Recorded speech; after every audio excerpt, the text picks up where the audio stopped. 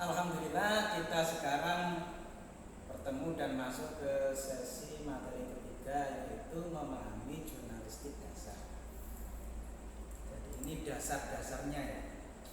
Karena kalau lengkap ya tentu waktunya panjang, butuh waktu panjang untuk mempelajari teori-teori jurnalistik secara penuh. Nah, di sini kita belajar dasar-dasarnya saja. Apa sih jurnalistik itu? Jurnalistik itu adalah proses menyebarluaskan peristiwa kepada pembaca dengan memperhatikan teknik dan kaidahnya. Ini definisi saya ya. Jadi jurnalistik itu adalah proses menyebarluaskan peristiwa kepada pembaca dengan memperhatikan teknik dan kaidahnya. Dari definisi ini kita mendapatkan kata-kata kunci mengenai kegiatan jurnalistik. Yang pertama, ada peristiwanya, ada yang diberitakan, ada misalnya kejadian atau orang yang diberitakan atau tempat yang menarik, tempat yang unik atau komunitas ya. Intinya ada yang diberitakan, itu unsur pertama. Kata kunci penyusun proses jurnalistik, ada peristiwa yang diberitakan. Yang kedua, ada penyebar luas atau pembawa berita. Ada jurnalisnya, wartawannya, editornya, pembaca beritanya, pembawa acaranya. Itu semua adalah penyebar luas atau pembawa berita. Yang ketiga, ada pembacanya. Penting pembaca berita dalam proses jurnalistik, karena sebuah berita itu ditulis atau diproduksi itu dengan mempertimbangkan pembacanya seperti apa ya, pemirsanya seperti apa. Untuk anak-anak tentu beda dengan orang tua, orang dewasa. Untuk kalangan masyarakat pendidikan menengah ke bawah tentu beritanya beda dengan menengah ke atas gitu ya. Yang keempat, ada teknik atau metode. Metodenya namanya metode jurnalistik. Kalau ilmiah ada namanya metode ilmiah. Kalau nulis sastra ada metode sastra. Jadi untuk jurnalistik pakai metode jurnalistik. Ada kaidahnya. Kaidah itu semacam aturan, etika-etika ya. Jadi ada 5 hal kunci tentang yang terkait dengan proses jurnalistik. Yang pertama tadi apa? Peristiwanya. Yang kedua, penyebar luas atau pembawa beritanya. Yang ketiga adalah pembacanya. Yang keempat adalah tekniknya. Yang kelima adalah kaidah. Itu jurnalistik secara luas. Nah, sedangkan berita sendiri menurut KBBI adalah informasi tentang sebuah peristiwa atau fakta menyangkut kepentingan umum yang baru diketahui oleh pembacanya. Jadi berita itu informasi tentang sebuah peristiwa atau fakta, dan ini menyangkut kepentingan umum. Kalau masyarakat itu tidak penting, informasi ini bukan berita ya, atau tidak layak diberitakan dan baru diketahui oleh pembaca. Kalau semua orang sudah tahu, ya ngapain diberitakan? Itu pengertian jurnalistik dan berita.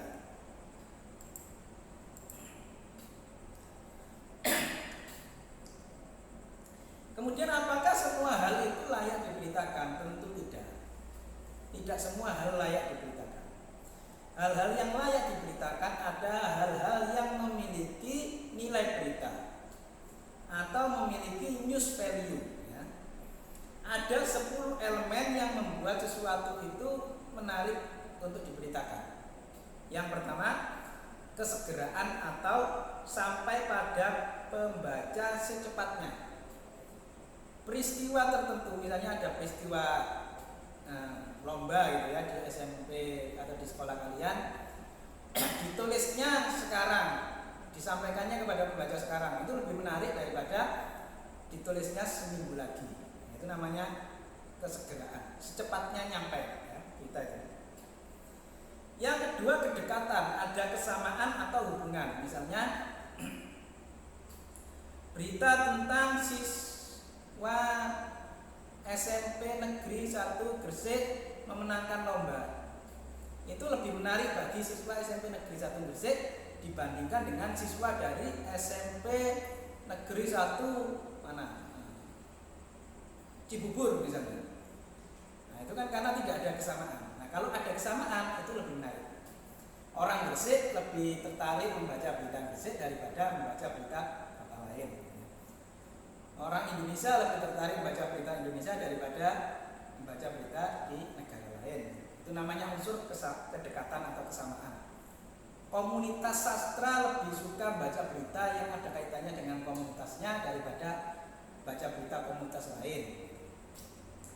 Yang ketiga adalah seksualitas atau asmara. Biasanya berita-berita yang ada kaitannya dengan seksualitas itu mesti menarik pembaca. Makanya berita-berita semacam itu yang nonton itu banyak, yang melihat banyak, yang membaca banyak, dan mudah orang itu menyebarkan. Yang keempat adalah konflik, pertentangan atau perselisihan. Makanya berita itu kalau ada berita tentang perselisihan, kamu bercerita kepada temanmu tentang perselisihan antar temanmu, itu kan juga biasanya menarik ya. Padahal itu tidak layak untuk diberitakan, tapi menarik untuk diberitakan ya. Yang kelima keanehan. Nah ini yang sering ya. Sesuatu yang aneh, unik, ganjil, tidak umum atau berbeda itu mesti layak diberitakan. Nah ini salah satu elemen yang bisa kamu gunakan untuk mencari ide berita. Apakah ada orang atau peristiwa atau tempat di sekitarmu yang punya keunikan, yang ganjil, yang aneh, yang tidak umum.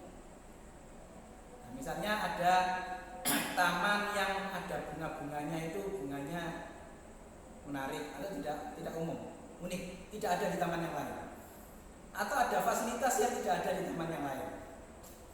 Atau orang, misalnya berita orang tentang orang tertentu, temanmu atau keluargamu atau orang yang ada di sekelilingmu, dan orang ini unik, punya kebiasaan unik, kebiasaan yang tidak umum.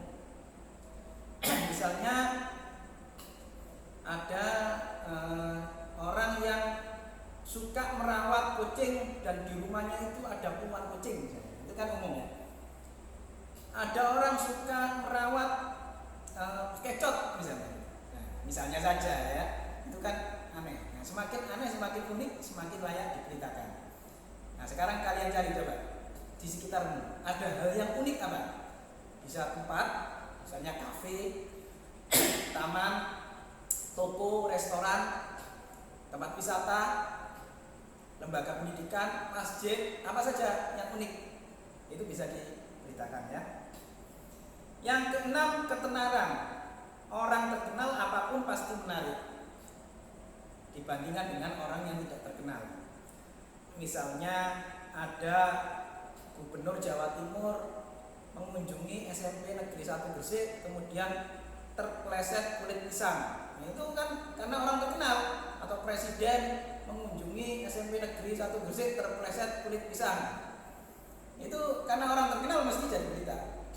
Tapi kalau misalnya saya berkunjung ke SMP Negeri 1 Gresik, kemudian terpeleset kulit pisang, yang nggak ada wartawan yang memberitakan, kan bukan orang terkenal ya, kalah terkenal dengan orang yang punya ketenaran itu. Ini kalau dalam jurnalistik istilahnya adalah magnitude ketenaran ini. Yang ketujuh adalah drama, mengandung unsur cerita. Ya, saya balik ke yang keenam tadi itu. Kalau di sekitarmu ada orang yang terkenal, temanmu misalnya, dia terkenal karena apa? Nah, itu bisa diberitakan. Ada selebgram, ada influencer, ada YouTuber yang terkenal, atau meskipun profesi-profesi yang sederhana, misalnya tukang las tapi terkenal, tukang ojek tapi terkenal, tukang becak tapi terkenal, dagang kaki lima tapi terkenal. Nah, itu juga bisa diberitakan ya. Biasanya orang yang dikenal banyak orang bisa diberitakan. Itu yang ketujuh tadi drama. Yang kedelapan emosi, membangkitkan naluri atau rasa kemanusiaan, misalnya membuat orang bangga. Prestasi itu kan membuat bangga ya. Jadi kalau ada temanmu yang berprestasi atau kamu sendiri berprestasi, bisa diberitakan ya. Atau takut, sesuatu yang menimbulkan ketakutan, pengalaman yang menakutkan. Misalnya ada orang yang punya pengalaman selamat dari kecelakaan atau tenggelam, terapung, tersesat di hutan. Itu kan menegangkan, menakutkan. Nah, itu bisa diberitakan. Pengalaman-pengalaman yang membuat emosi itu bisa diberitakan. Termasuk di dalamnya itu biasanya kalau di koran-koran berita itu kriminalitas. Itu kan membuat orang emosi ya. Misalnya ada ibu tega membunuh bayinya. Itu kan membuat kita emosi itu. Kayak ada yang terbaru itu ada anak menggugat orang tuanya karena rebutan harta warisan. Itu kan juga membuat kita emosi. Kok ada anak menggugat orang tuanya? Itu layak diberitakan. Yang kesembilan, mengandung unsur kemajuan atau perkembangan teknologi. Misalnya ada temanmu yang menciptakan alat penghilang ketombe, ada temanmu yang membuat aplikasi pendeteksi jerawat misalnya. Nah, itu misalnya saja. Pokoknya yang ada hubungannya dengan teknologi itu layak diberitakan. Yang ke-10 adalah konsekuensi hal-hal yang berdampak pada masyarakat. Misalnya perkembangan terbaru tentang boleh tidaknya belajar di sekolah di masa pandemi. Nah, itu kan berdampak pada siswa, berdampak pada guru. Itu layak diberitakan. Itu 10 elemen berita menarik. Dari 10 elemen ini kalian bisa menggunakan untuk menemukan ide apa yang akan kalian beritakan. Yang paling banyak ini tadi ya, keanehan, unik, aneh, tidak umum, berbeda. Kemudian ketenaran, orang-orang yang terkenal. Kemudian emosi, membangkitkan emosi, bangga, takut, senang, sedih. Itu bisa diberitakan, pengalamannya, peristiwanya ya yang diberitakan. Kemajuan teknologi, penemuan-penemuan, prestasi, penelitian itu bisa diberitakan. Oke, saya yakin kalian sudah menemukan ide tentang apa yang akan diberitakan ya. Kemudian dalam penulisan berita itu sendiri ada unsur-unsur yang harus dimuat. Nah, unsur-unsur ini harus kalian dapatkan pada saat kalian menggali data ya. Nah, sering dikenal dengan akronim 5W1H. What, who, when, where, when, why, how ya. What atau apa, who atau siapa, when atau kapan, where di mana, why mengapa, how bagaimana, lalu ada tambahan satu lagi kalau saya yaitu lalu apa. Akan saya jelaskan satu persatu. Apa itu adalah tentang peristiwanya, sudut pandangnya. Satu peristiwa bisa beberapa berita kalau berbeda sudut pandangnya. Misalnya ya, ada kecelakaan yang melibatkan orang bersepeda pancal menyeberangi rel kereta api tanpa perlintasan. Kemudian dia tidak tahu, ditabraklah perlintasan kereta api tanpa penjagaan ya. Kemudian ditabraklah orang itu oleh kereta api. Bisa banyak word di sini, bisa banyak berita. Yang pertama wordnya misalnya berita straight news tentang peristiwa itu sendiri, tentang kecelakaan itu sendiri, itu bisa. Yang kedua bisa memberitakan wordnya itu tentang suka duka penjaga pintu perlintasan kereta api. Atau yang ketiga pengalaman masinis kereta apinya. Atau memberitakan tentang petugas pemeriksa rel kereta api. Atau memberitakan kesedihan keluarga yang ditinggalkan oleh korban.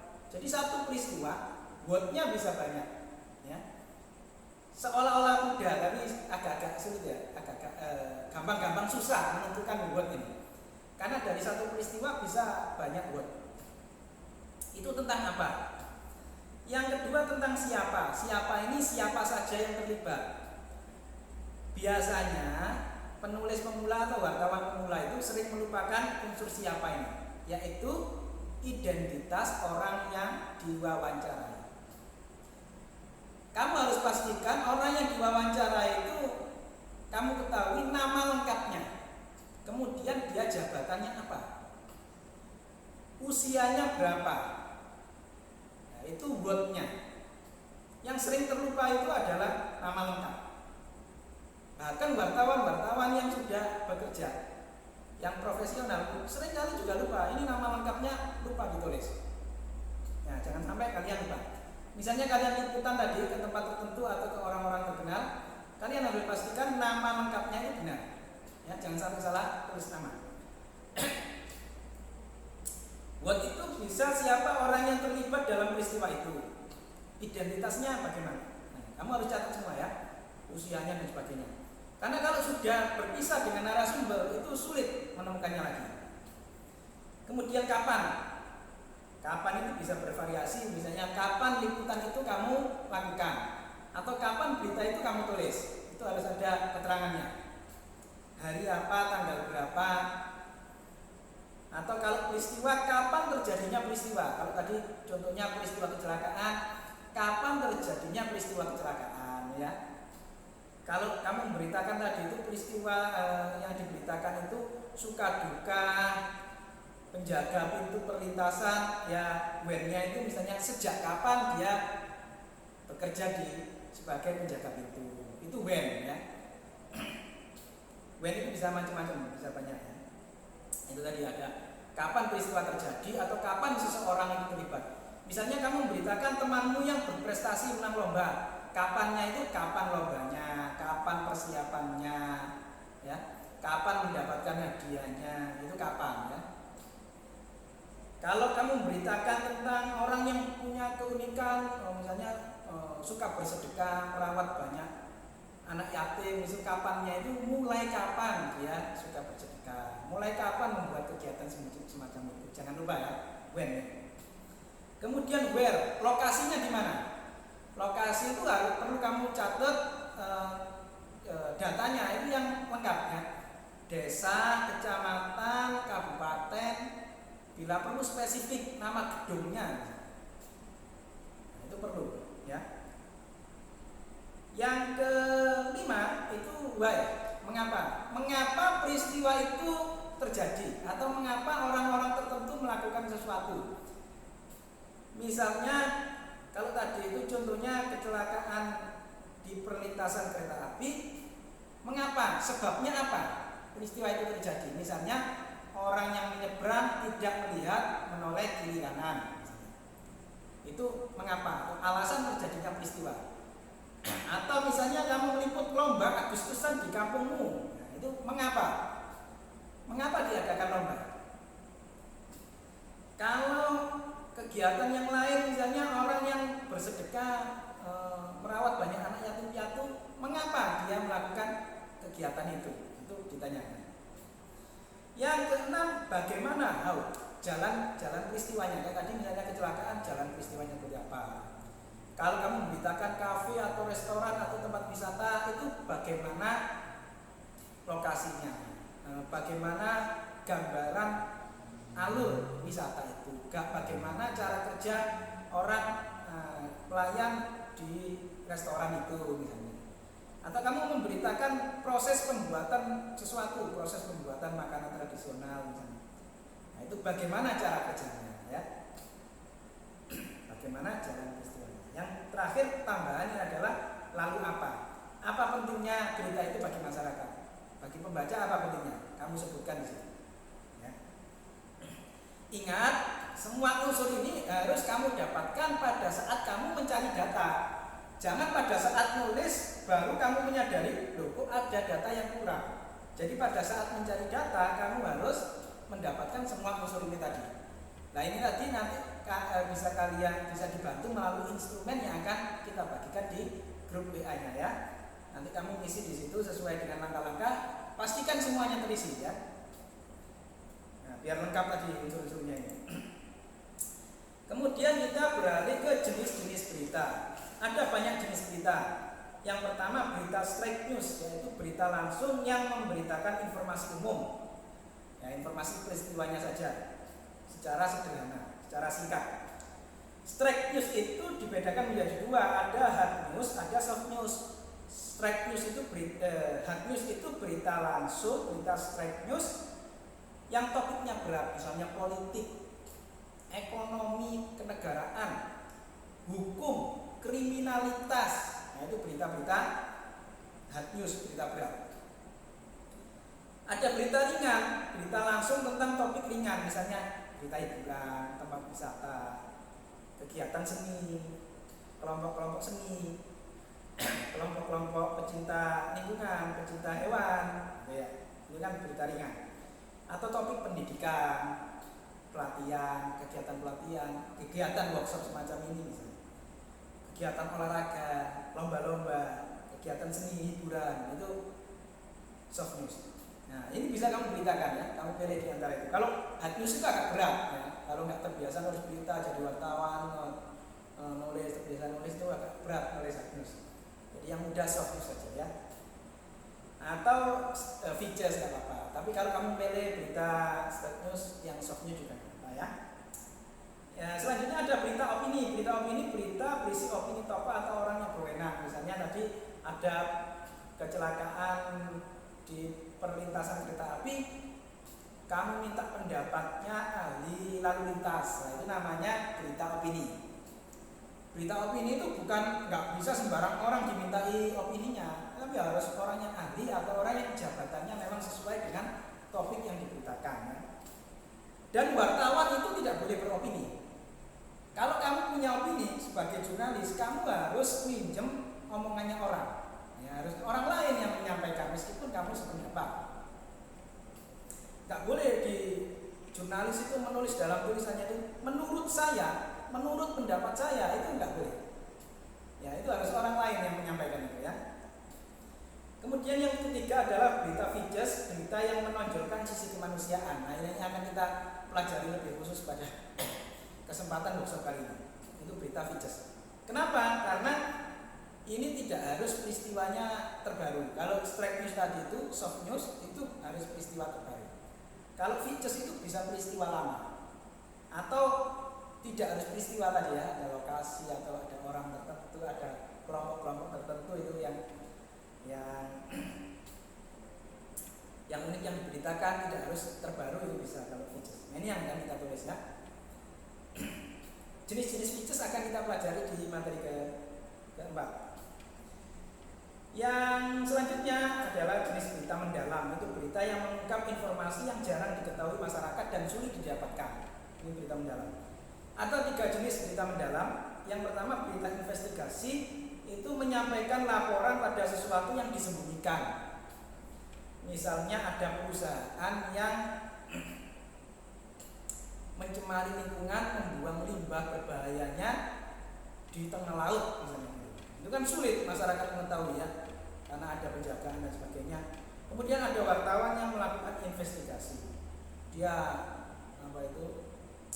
menyelinap, kemudian memata-matai dan menyampaikan laporan investigasinya. Nah, investigasi ini membutuhkan keberanian, kemudian juga harus aman ya sebagai wartawan itu, karena menyangkut nyawa juga. Biasanya yang sering melakukan investigasi ini adalah Tempo, sering melakukan berita investigasi. Selanjutnya berita mendalam kedua adalah in-depth, yaitu menyampaikan laporan hasil penelusuran dan penelitian. Ini bisa melalui penelitian-penelitian, banyak membaca literatur referensi. Yang ketiga adalah berita interpretatif, menyampaikan laporan yang dikaitkan dengan hal-hal yang lain. Misalnya berita tentang interpretatif itu misalnya kebijakan pemerintah dalam menghadapi COVID dikaitkan dengan resesi ekonomi, dikaitkan dengan situasi sosial di masyarakat, itu namanya berita interpretasi ya. Ini butuh banyak membaca, butuh banyak wawasan kalau melakukan menulis berita mendalam ini. Setelah kita mempelajari tentang jurnalistik secara mendasar tadi itu, dasar-dasarnya, tentu kan teman-teman bertanya sebagai generasi muda, apa manfaatnya belajar jurnalistik semacam ini bagi generasi muda? Sebenarnya banyak. Kalian itu tidak harus jadi wartawan untuk belajar jurnalistik, karena jurnalistik itu intinya adalah menyampaikan informasi yang berdasarkan fakta. Kamu ngerumpi itu juga berdasarkan fakta kan? Nah kalau kamu nggak punya metode jurnalistik, maka bisa jadi yang kamu rumpikan itu adalah hoax. Kamu menyampaikan informasi tentang pengalamanmu berwisata, makan makanan yang lezat, atau punya pengalaman yang unik, itu kan berdasarkan pengalaman fakta kan? Nah itu metode untuk menuliskannya, melaporkannya itu metode jurnalistik. Nah kalau nggak belajar jurnalistik itu bisa jadi laporanmu kurang lengkap. Nah jadi apa saja manfaat jurnalistik bagi generasi muda? Ada setidaknya 7 manfaat yang saya tulis dalam buku saya tentang manfaat jurnalistik bagi generasi muda itu. Yang pertama, melatih kepercayaan diri. Kalau kamu jadi wartawan, kamu sering wawancara dengan banyak narasumber. Dan narasumber itu beda-beda. Misalnya hari ini wawancara jaksa, besok hakim, besoknya polisi, besoknya lagi berita yang lain wawancara seni, kelompok seni, besoknya lagi berita meliput pendidikan, wawancara dengan guru, kepala dinas pendidikan, wawancara dengan pejabat, besoknya lagi berita tentang ekonomi, wawancara dengan ahli ekonomi. Akhirnya kamu punya wawasan banyak, berani bertanya, berani bertemu dengan orang, berani melakukan wawancara. Nah ini fungsinya kegiatan jurnalistik, membangun rasa kepercayaan diri. Yang kedua, menjaga hubungan baik. Kalau kamu jadi jurnalis, tentu kamu butuh kenal dengan banyak narasumber. Dan itu kalau hubungannya tidak baik kan tidak akan diberi data kan. Nah, sehingga menjadi jurnalis itu, belajar jurnalistik melatih kita untuk menjaga hubungan baik, relasi dengan banyak orang. Ya. Yang ketiga, berpikir objektif. Karena tadi beda antara jurnalistik dengan tulisan-tulisan genrenya sastra yang imajinasi, bisa mengembangkan sesuai dengan karangan atau bayangan penulis. Kalau jurnalis ya harus objektif, tidak memihak, ya, tidak boleh memihak salah satu pihak. Kemudian objektif itu menulis, memberitakan apa adanya sesuai dengan yang diamati. Ini melatih kita untuk objektif. Yang keempat, holistik. Holistik itu menyeluruh. Tadi kan saya sebutkan ya, elemen berita menarik, unsur berita itu ada banyak. Kamu menulis berita, mencari datanya itu harus tahu what-nya, when-nya, where-nya, how-nya, lengkap kan? Itu semua informasi harus kamu ketahui toh sebelum menulis berita. Dan itu pada saat menulis kamu juga harus memasukkan semua informasi secara lengkap. Nah, lengkaplah itu disebut holistiknya itu. Maka belajar jurnalistik, belajar menulis berita itu melatih pikiran kita untuk berpikir secara menyeluruh, lengkap, tidak ada yang ketinggalan. Yang kelima adalah berpikir kreatif. Maksudnya kreatif itu adalah menemukan angle tadi itu, unsur buat tadi kan. Saya kan tadi bilang satu peristiwa bisa banyak buatnya. Nah, ini harus kreatif karena kalau satu peristiwa diberitakan sama, ada banyak wartawan, nanti beritanya di media itu sama semua. Tapi wartawan yang kreatif bisa melihat dari sisi mana sebuah peristiwa itu diberitakan. Yang keenam adalah berpikir kritis dan sintetis. Seorang jurnalis tidak boleh mudah percaya dengan apa yang disampaikan oleh satu narasumber. Jadi harus berimbang. Ya, misalnya utamanya berita konflik, kriminalitas, hukum, politik itu nggak boleh satu sisi saja. Harus banyak sisi. Misalnya ada berita tentang perseteruan konflik antara dua orang yang rebutan aset atau rebutan lahan. Gak boleh hanya tanya dari satu sumber, ya sumber satunya juga ditanyai. Ya. Ada berita tentang pencemaran lingkungan oleh industri, gak boleh hanya dari pihak pabriknya atau industrinya yang ditanyai, tapi juga masyarakat. Juga gak boleh hanya satu pihak masyarakatnya saja, tapi juga pihak industrinya. Itu